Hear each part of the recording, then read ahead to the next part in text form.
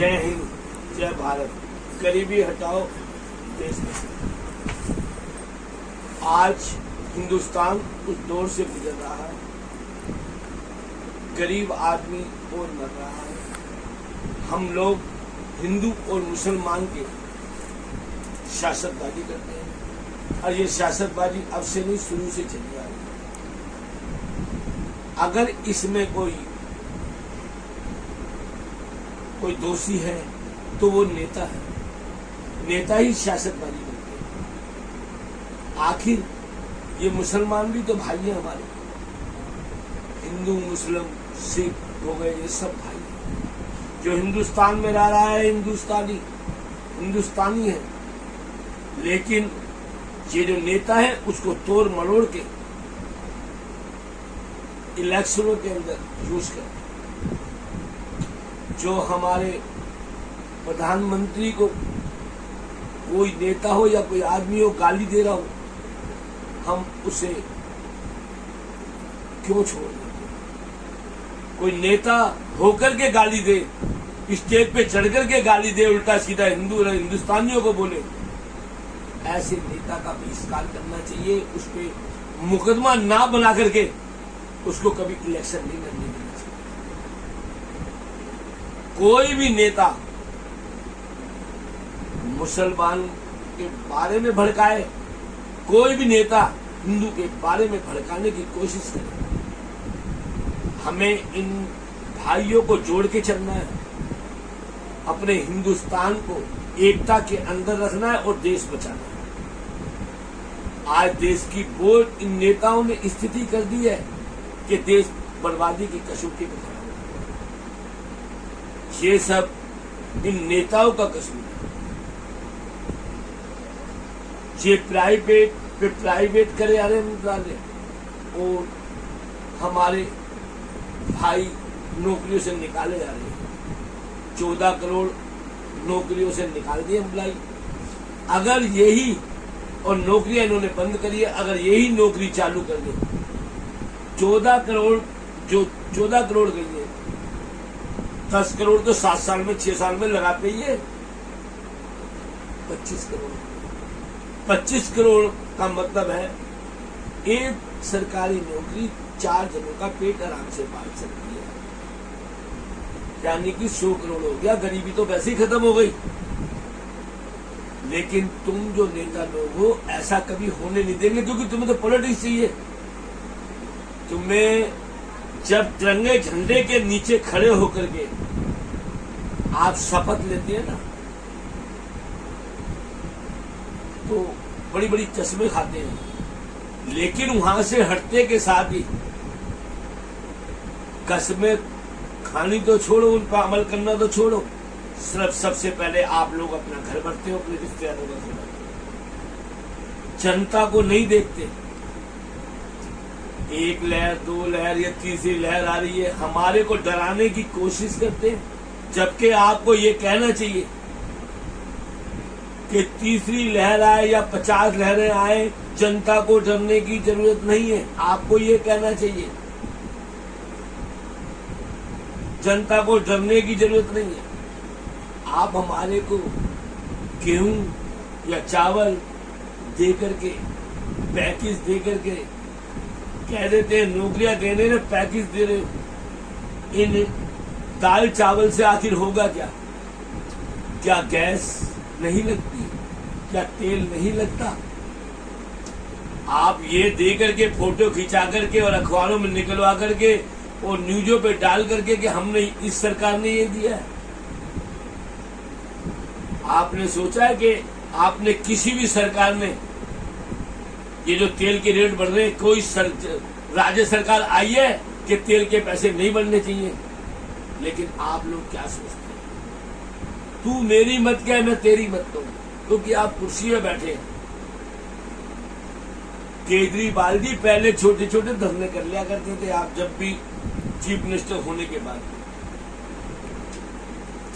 किसी भी धरने में चले जाते थे।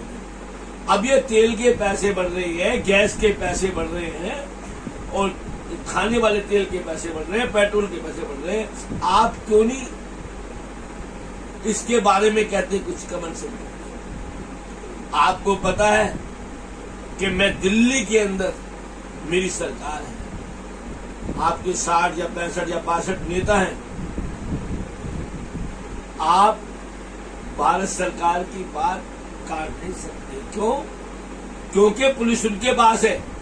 आपके कई ऐसे करप्ट नेता हैं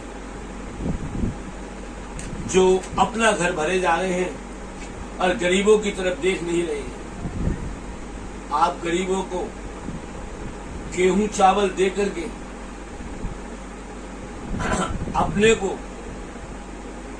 सही चीफ मिनिस्टर कराना चाहते हैं, लेकिन ये जनता सब कुछ देख रही है। आप जो इतने सालों के झुग्गी झोपड़िए थे वो उड़वा के रख दिया। आखिर वो गर्मी में जाएंगे तो कहां जाएंगे? ऐसा क्यों किया? गए वहां पे, जबकि उनसे हाउस टैक्स भी ले रहे थे, सब कुछ ले रहे थे। इन करप्ट नेताओं की कहीं अगर कंप्लेंट होती है, ऐसी जगह ये बनाया जाए जहां के इन नेताओं की कंप्लेंट होती हो, तो हम लोग इनकी कंप्लेंट करें, ताकि इनको पता पड़ जाए कि जनता के साथ ये क्या करते हैं और अपना घर किस तरीके से भरते हैं। इन पे आते के साथ, जीतने के साथ ये प्रॉपर्टियां कैसे खरीद लेते हैं, या किसी ने इनके ऊपर एक्शन लिया है? भारत सरकार भी एक्शन, मोदी जी को एक्शन लेने चाहिए। ये काम पुलिस के हाथ में देना चाहिए, मिलिट्री के हाथ में देना चाहिए। आज सरकार ने वो स्थिति पैदा कर दी है कि जो मिलिट्री है, किसान के बेटी तो है मिलिट्री, किसान के बेटी तो है पुलिस के अंदर। पहले अगर किसान भाई आपकी बात नहीं मानते, उनको घर भेज दो। इतने महीनों से ये लोग रोडों पे बैठे हैं, बाहर अपने घरों से बाहर हैं। इनको पहले भेज दो। इनकी बात समझ में आप नहीं समझा सकते, इनको भेज दो। फिर प्यार से समझाओ कि ये इस तरीके से उस तरीके से, उनकी समझ में आएगा तो वो बात मान लेंगे। अगर उन्होंने आपको समझाया तो आप बात मान लो। आखिर हम किसान भाइयों को क्यों उनकी कमर तोड़ रहे हैं? किसान भाई तो इस मारे डर रहे हैं क्योंकि आपने हर चीज प्राइवेट कर दी। कहीं उनका अनाज बनाज खेती वेती भी उनकी प्राइवेट ना कर दे, इनके हाथ में कटोरा ना थमा दे, इस मारे डर। अगर हिंदुस्तान के अंदर आप लोग कहते हैं कि हम हिंदू हैं, हम कट्टर हिंदू हैं, आप अगर देखने में आए तो सरदार साहब हिंदू हैं, असली हिंदू हैं। उन्होंने हिंदुओं की बहन बेटियों की पहले इज्जत बचाई, हिंदुओं को संभालने के लिए वो सरदार बने थे। समझे आप? वो कढ़ाई में तले गए थे तो हिंदू की वजह से, वो रेतों के अंदर भुने गए थे तो हिंदू की वजह से। आपने जीडीपी 23% गिरा दी। जब सरदार मनमोहन सिंह जी की सरकार थी, उन्होंने कुछ घटाई थी। आखिर ऐसा क्यों? करोड़ों खरबों रुपया हम दलालों को दे देते हैं। कोई हम अपने भारत के लिए चीज खरीदते हैं तो करोड़ों रुपए पहले उद्योगपतियों को दलाली के उस पर दे देते हैं। अगर यही पैसा भारत सरकार अपने अंदर रखती, जो हमने फालतू में दिया है वो गरीबों के काम आता है। आज जो स्विस बैंक के अंदर पैसा है, ये नेताओं का पैसा है। क्या वो पैसा इनके काम आ रहा है या इन पे यहाँ पे किसी चीज की कमी है? खूब मौज से खा रहे हैं, फिर नेता बने पड़े हैं। आज हमारी देश की स्थिति वो है कि हमें उस पैसे की जरूरत है। क्या आप ला सकते हैं या अपने नेताओं को समझा सकते हैं कि वो पैसा लेके आओ और उस पैसे का 75% भारत सरकार को दे, ताकि वो अपने देश की स्थिति सही कर सके।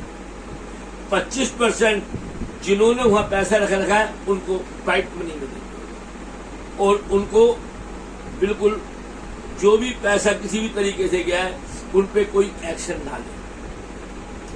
ये बहुत अच्छा होगा।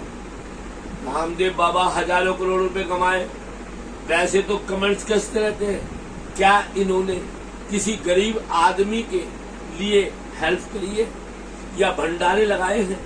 क्या लगाए हैं? इनको तो जो इलेक्शन लड़ेगा ये पैसे उनको देंगे, उनके इलेक्शन में काम आएगा। और हमारे नेता, हमारी सरकार इन उद्योगपतियों ने पैसे लगाए इनको जिताने के लिए, ये उनका, हमारी सरकार उनका एहसान उतारेगी। प्राइवेट में कोई चीज दे देगी, दलाली में कोई चीज दे देगी। ऐसा मत करो, गरीब आदमी के साथ खिलवाड़ मत करो। आज देश को संभालने की कोशिश करो। हर सरकार को ये समझना चाहिए कोई भी आदमी करे ना,